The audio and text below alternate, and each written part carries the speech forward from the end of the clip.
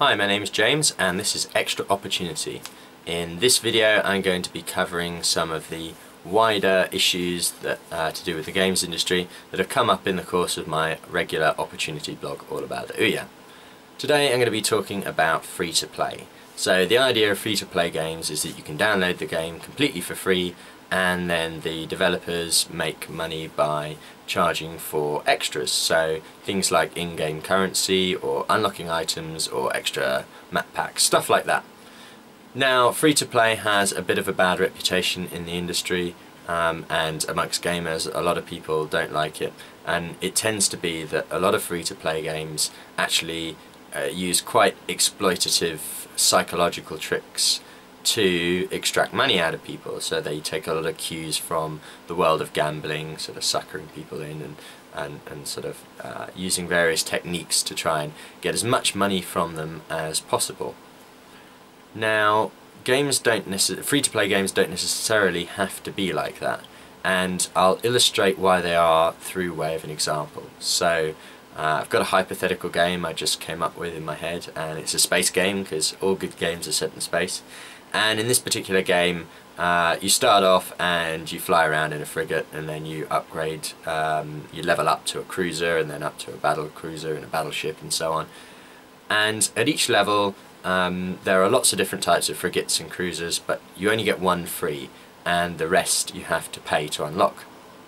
So there's two different ways that you can balance the game.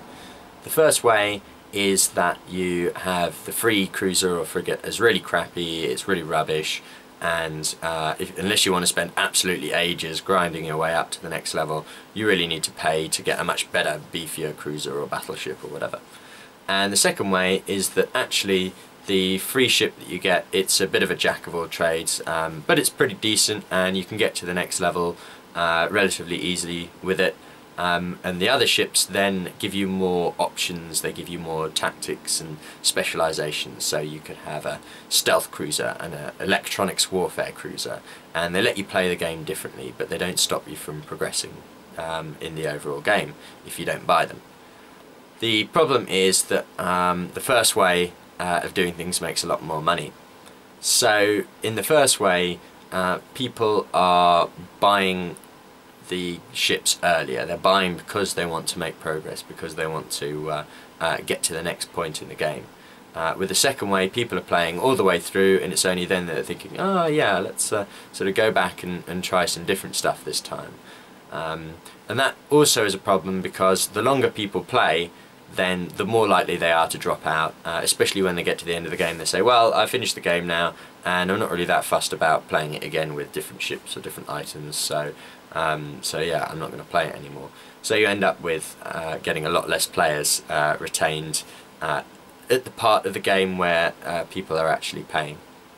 So it's a bit of a problem. Just through that quick example, you can see why the sort of more exploitative, sort of non-fun, anti-consumerist, oh, we're going to get you to, you know, be doing loads of grinding and having a really boring, unfun time, and you've got to pay if you want to have the fun skip to the end of the level. You can see why that makes more money and why developers tend to go for that rather than the other way. So who knows whether free-to-play will change. Maybe at some point, you know, consumers will work this stuff out, and on a mass scale.